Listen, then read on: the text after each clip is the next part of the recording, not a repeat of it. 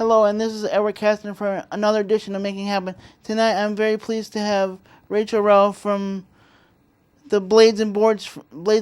So, it's axe throwing. It is axe throwing. It's nice to be here. So, it's a brand new venture for Oshkosh. It is a brand new adventure here in Oshkosh. We're happy to be a part of the community. So, what started your interest in axe throwing, and how did you get your start? Everybody, that is such a common question that we get.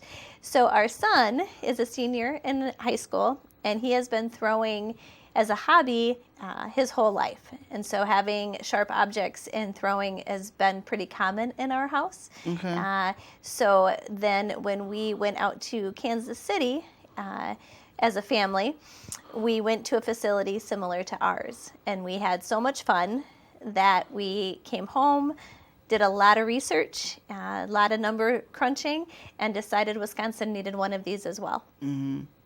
So you've seen this out in Kansas City, and you're like, Wisconsin's got to have this. Absolutely, absolutely. We are very family friendly, and we really feel like cities need more things to do with their families. And was it quite a big chunk of business venture before? I mean, because you don't just open a business. There's a lot of ins and outs to it. And Yeah. So our first location, which is in Wausau, we did a lot of research, over a year and a half of research into the sport of axe throwing itself, into whether or not this would be sustainable, and then before we actually went into business itself. I mean, what was because you were excited, because if anybody tries a new sport at first, or if anybody tries anything new, you were excited about the possibility. But what was your visionary? Because after the excitement, the visionary comes in. Yeah, so our vision and why we believe we're going to be sustainable is that we are all about family and all about creating that experience. So whether most people who come in and throw are not coming in to throw competitively, and they're not coming in to throw in leagues. They're just coming in to hang out with their spouse, with their partner, with their kids. They're coming team building, for corporate events, all of which we will forever need.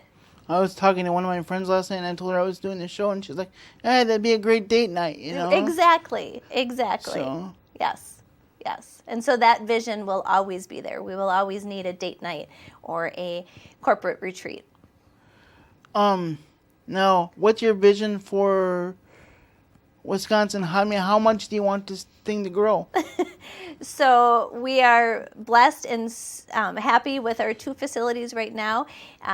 There may or may not be more in the works for us in the future, but they are growing across the state. La Crosse has one, Madison has them, Milwaukee has them, so it's definitely growing across the state. How many locations does Milwaukee have? Because Milwaukee is the biggest city in Wisconsin, so.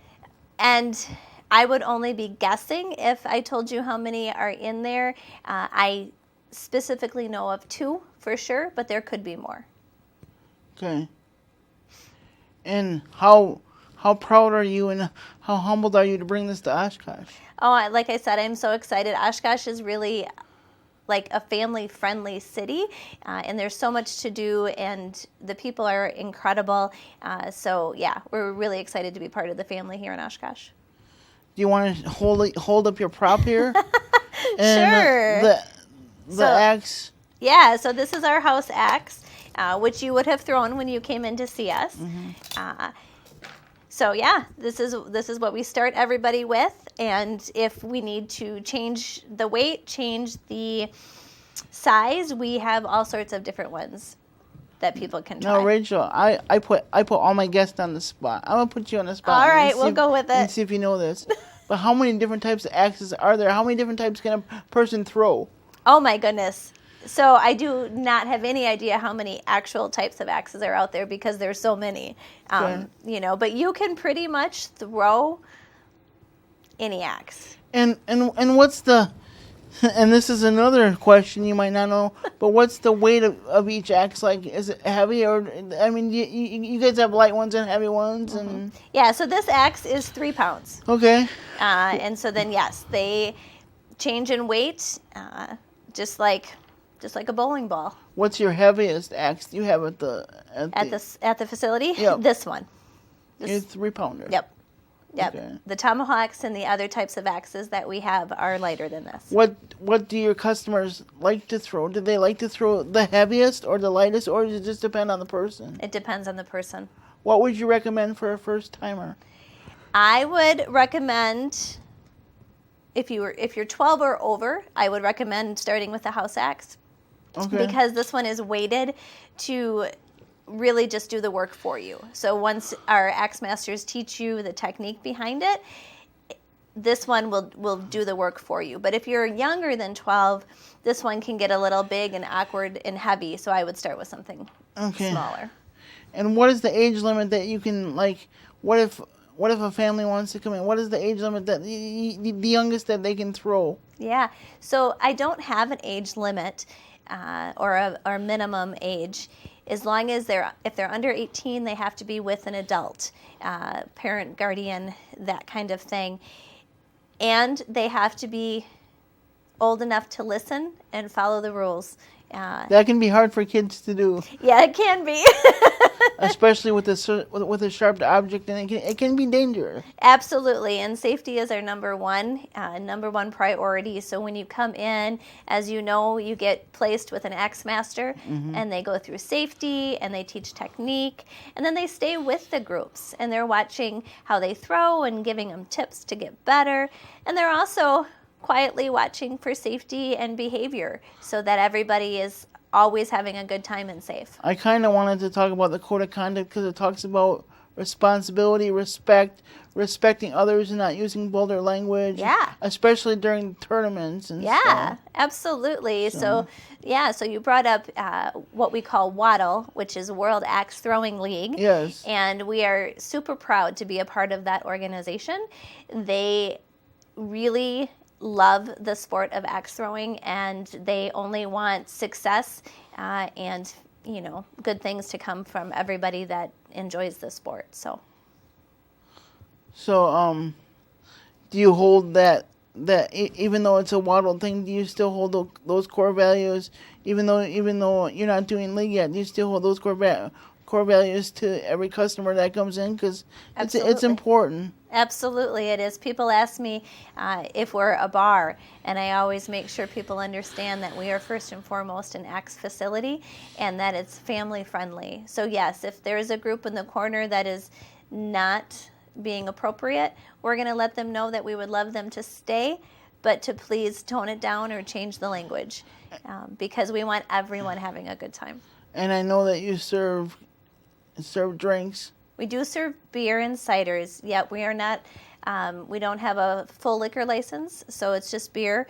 But at what point do you cut them off? Because at what point, because they're dealing with a sharp axe, Yeah, and we solely have that beer license as a convenience, and I'll use my husband as an example. So when the kids were younger and they were, say, 12 and 14, and we went somewhere and we were able to bring our food in, which you can do at Blades. So we'd bring our pizza in and we'd be bowling or doing the activity, having our food, and my husband wanted to have one beer with his piece of pizza. Okay. So the reason we offer that is for that type of reason. We pay very close, and the staff is very well trained in knowing what to watch for. And in an hour, people maybe will have 2 drinks, like 2 beers. That's it is not a place where you come if you want to have more than that. Yeah. Now let's talk about the scoring, because scoring is a little bit different than darts, and it's a little bit different than most sports, because the bullseye is 6. Yes. And then it goes down to, it skips 5 and goes right to 4, 3, 2, 1. Why does it skip 5? So I don't know why it skips 5 in competition. Okay. In regular play, if you're playing one of the there's all sorts of different games, blackjack and there's a similar to horse in basketball.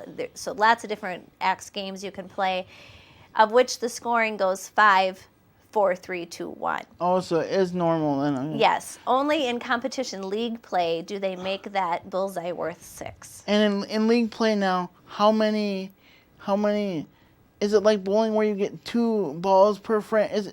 Do they do frames, or how does it work? Like, how many axes do they get to throw at a time? Yeah, so in competition, you were throwing 10 throws 4 different times. Okay. So you and I are going to play a match together, and you're going to throw 10, and I'm going to throw 10. Okay. And whoever gets the higher score wins. Okay. And then you're going to go play someone else 10 throws. In the Waddle sanctioned. So how do you split that up? Do you throw one and then I throw one, and then? So in Waddle, you're throwing at the same time as I am. Okay. So you're in your own lane and I'm in my own lane. And how much time? Because a sport is time. How much time do you have to release and throw, and or do they not keep track of that, or they're not that technical? In Waddle, you have 5 seconds between the two of you. So if you throw, then I have 5 seconds to throw mine. Okay. Or vice versa. Okay. In other leagues, because we also have not Waddle leagues, which are teams or women's, Does Waddle have any mixed doubles or anything, or is it just single individual? It's just singles right now. Okay. I fully see in the future that they will be doing other things as well. But our facility itself, we do doubles and women's and ones like that as well. For ours, so then our rules are a little bit different than Waddle. So to get now, when I come in September, I can either do a fun league or I can do the Waddle. Yeah. The Waddle for points. Yeah. What do I got to do to get signed up for Waddle? You would just let us know. You would just let the facility know. And then do you keep track of my points then? Or? Yep, there are scorers, and their job is solely there to score the competition, so you don't have to think about that. But I would do 10 throws just like bowling. Mm-hmm. But it'd be, in bowling it's 2 balls per frame, but in axe throwing it's just 10 throws, and then they accumulate your points then, huh? Yes. Yep. And what did you used to do before your axe throwing adventure? I worked for the school district. Okay. Yeah, I worked in the visually impaired department, so I worked with the blind. Have you ever had a blind person throw an axe? I have. Yes. And he did really, really well. And how did they feel after that venture? He felt very empowered, and he was better than his wife. Okay. So he was pretty excited. Was she sighted, or was she also blind? She was sighted. That's pretty impressive. Yep, he was. And we see that a lot, whether they, whether blind or not blind, that people come in and they are a little apprehensive. Throwing an axe is very different. And then they leave having a wonderful time. Well, the one thing I learned is, yes, technique is important, but once you get the sport out of your head and just relax, then if you just chuck it, at least that worked for me. That may not work for anybody. And then they have this thing called the underhand, but since I'm in a wheelchair, the axe master didn't want me to hurt myself. I'm glad he was doing his job. So, and he said he had 30 hours. He said he had 30 hours in. So how long does it? To be an axe master, how many hours do you have to have in before you're considered an axe master? Before you can throw. So, it's really about how consistent of a thrower they are. So you don't have to be spot on. You don't have to get a bullseye every single time you throw. Just consistent as a thrower, but more importantly than that, how you are with people, how you are teaching, because that's their job, is to teach safety and the fun aspect of throwing. So, and what to look for and things like that. So really, as fun as it is to be an axe master, anybody can be one. Does it take just hours of throwing, or? It takes hours just working with us. It takes, a lot of common sense and just the right personality. Yeah. Yeah. Now, I seen on the website this axe thing is growing pretty fast worldwide, like Canada and other countries. Yeah. And I was looking at the U.S. Open. It hasn't happened yet, but it's gonna happen. I think the 23rd through 25th in Des Moines, Iowa. Yes. Is this waddle thing kind of new? Because it's only in second. It said second U.S. championships. Yes. So Waddle is pretty new of an organization. Evan and his team have done amazing at building it, and we were super excited to be one of their first affiliates to be associated with them. We'll be down at the U.S. Open as well in Iowa. I have 2 that are going to represent down there, so we're pretty excited. Yeah. What does it take if somebody wants to enter the U.S. Open? Does it take hours of throwing, or you have to? And I was reading on the site you have to do qualifying rounds to qualify. Yes. So the U.S. Open is pretty cool in the respect of you can just sign up and participate. So, you pay, you sign up, you register, and then that first day is when those qualifying rounds will happen and people will start to get weeded out and things like that. But for the World Championship for Waddle, that you have to qualify by winning one of your leagues. So the Waddle winner for my league in Wausau, if he can win my league and be top 12 in the Waddle organization, then he will go compete at Worlds. So if I was to come in there in September and win my league, then I have a chance to compete at Worlds? Yes. Do you want to be top 2, or do you want to be the person to represent your? Yeah. So you have to win your facility, your league at your facility, and then you have to be in the top 12 of the Waddle organization itself, which is growing incredibly fast, and we are in a lot of different countries at this point, which is really pretty exciting. What is it? I think I've seen like 150. Yeah. It's exploding. Are you surprised by the growth in just, was it 2 years? I think being on ESPN last December helped. So I'm in Special Olympics. I even thought about, like, boy, what if they have a state Special Olympics axe throwing tournament? Sure, right. Because I know it would be a new sport, but I'd be one to promote it. But I mean, like, what if Yeah, anybody can do it. Anybody can do it. Absolutely. So, Absolutely. like I said, are you surprised by the growth and the outpouring and? I think we were ready for something different, and I think that it is really empowering when you do land it on the board. So no, I'm really not surprised. It really has all the things, to make it exciting. So is that plyboard is it just a plyboard that they use? And yeah, so our targets are pine, and they're 2x10s.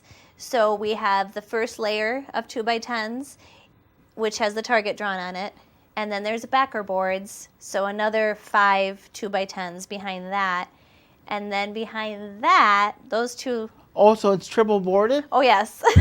Wow, I didn't know that. Yes, there's a lot of wood behind that target. Well, I suppose so that way the axe didn't go right through the. It has to be so it wouldn't go right through the board. Otherwise, if it was too thin, it'd go right through it, and then you'd have problems. Right, and that backer board is opposite of it's horizontal versus your target is vertical, so that the grain of the wood, it doesn't go in as easy. So yeah, and those boards get changed out a lot.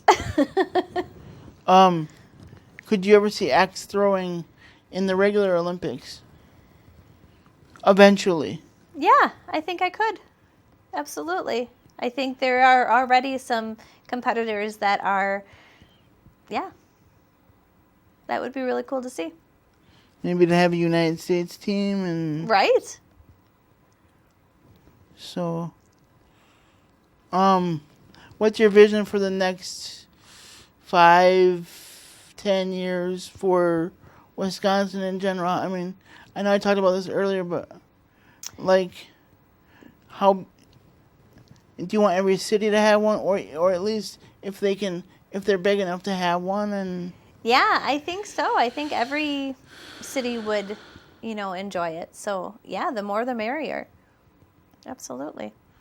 have you always been a sporty person before the axe throwing adventure? I enjoy watching some sports.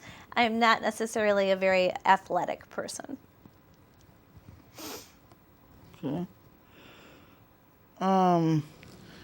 So what kind of paint do they use on the targets? Like, do they use a special paint? Like, because you know that you said about the 3 boards. Yeah, so we use markers. Okay. So they're from the World Axe Throwing League. We use their markers and their stencils. So they have to be certifiable by the Axe League, and Right. So that because you keep that way our targets are always look the same as any other Waddle organization. As any other affiliate of Waddle, all of our targets look the same. Okay. And where did you probably don't know this question, but where did this axe throwing thing originally come to? Because it had to have an origin somehow. Sure. So Canada. So Canada started it, and then where did it go? Did it go to like? So Mario, he has the most axe facilities, bad axe facilities, they're called, and he is also crucial, and he is our founder of Waddle, the World Axe Throwing League. So he is the one who brought this to the States. So he, this is under 5 years for all of it to have come to the States. That's crazy. So, yeah. Did he ever think that this would grow so fast? I think so. I think that's why he's under 5 years. Yeah, I think so. That was his vision. I mean, so. I mean, I talked to the people up in Green Bay, the Happy, because Happy Axe. They have Happy Axe, Yeah. and I was gonna go up there, but I found you guys first. Sure. So, because I heard about Happy Axe on the news, Yep. he's like, I found out about axe throwing because they were doing it at a party just for fun. So. Right. And now a lot of facilities have trailers, axe throwing portable units, so you can rent it for your birthday or party or whatever you're doing. So yeah, I mean they're even branching out in that respect. So. What did you enjoy most about throwing? Just the thrill of it, because I'm a sporty person, and just the competitive side in me, and I wanted to get that bullseye or that target like right away. Yeah. But once I calmed down and I got it out of my head, then I was able to. Once I just chucked it, I was able to get it. So. Did you think it was harder or easier than what you anticipated? And I never knew you could sweat so much. Because I'm just throwing a little axe. I'm not throwing one of those big choppers. Right. So. Yeah. So do you think it was easier or harder than what you thought it was going to be? I thought mentally harder, but physically not so hard. Okay. If that makes sense. Yeah, absolutely. Because I think in every sport we get it wrapped in our heads, thinking we have to try, but if we just let go. Yeah.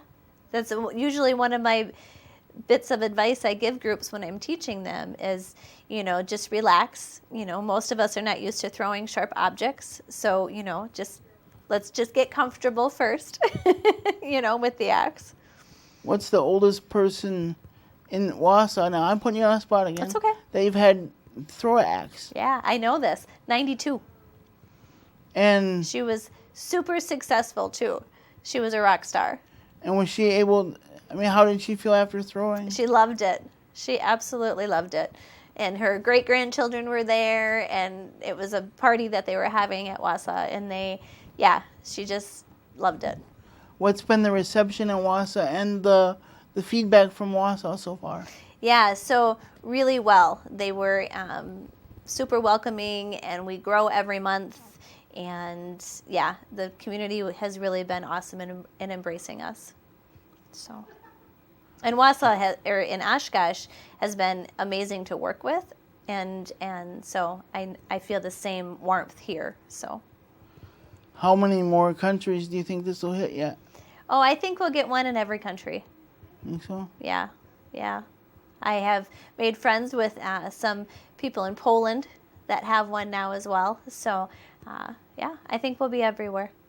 So you think by the time 2028 Olympic goes around, we'll be talking about axe throwing? Wouldn't that be cool? That would be awesome. Why not? They have all sorts of sports. And I guess I was the first wheelchair thrower to be in there because you guys haven't officially opened yet. We have officially opened, yes, last week. I mean, you haven't had your grand opening though. No, that's coming up the 27th. Yep. Yeah, so I'm glad you came in. So, anybody from any ability can throw and do this thing. You can even come in, on crutches or using a walker. Because if I can do it, anybody can do it. And like Rachel was saying, even a blind person did it. So how did you have to? I'm curious. How did you have to lead? Did somebody have to lead the blind person, or how did that go? Yeah. So I had a sound down at the target, so that they knew where the sound was coming from. What kind of sound thing did you use? I just had a beeper, like a timer. Okay. And then we just put that down at the end of the, lane, so that they knew that that's where they were throwing towards. And then, his wife or myself, we would lead him to where he needed to stand, and hand over hand to show him the technique, and then he just got it. But how do you know? How did he know what he was hitting? Because a person blind can't see. True, and when he would get a bullseye or get a 4, we would let him know. Okay. That's a bullseye. Yeah, absolutely. And then one of us would go down and retrieve the axe for him. And how long did he throw for? He threw for an hour. Okay. Yep. And what did he think of the experience? He loved it. He loved it. He said he felt really empowered and was nervous at first, and and super excited to have beat his wife. So. Was that his main goal? I think so. Okay. I think so. What's the youngest thrower you've had? 5. Okay. Yep. And again, they were super responsible and ready to listen, and because of all those things, they were super successful. Nothing fast about throwing an axe. You have to set yourself up, and you have to take a breath. It's nothing that we do quickly. Because it's hard for a kid to listen. So at 5 years old, and how long did he throw for? Because it's hard to maintain attention sometimes. Yeah. So he threw for an hour with his dad. Now his dad is a league member. So I think that helped. Yeah. Yep. Do you think he is really interested and wants to come back throwing again with his dad? Oh, he comes back all the time. Okay. Yeah. Now, what would you recommend for a person if they want to be a competitive axe thrower? Like I'm thinking about doing, I'm thinking about joining a league and actually having my points count. Yeah. How many times would you come in? I think for us, you get an hour a week free to come in and throw if you're a league member. Okay. So I think coming in that hour a week does a lot of good. Well, Rachel, thank you for joining me. Yeah, thanks for having me. And this is something new and exciting for the community to Oshkosh to embrace and see where it goes from here. Yeah. This is Edward Kastner. If you have a show idea, you can email me at edwardkastner@yahoo.com. Thanks, Oshkosh.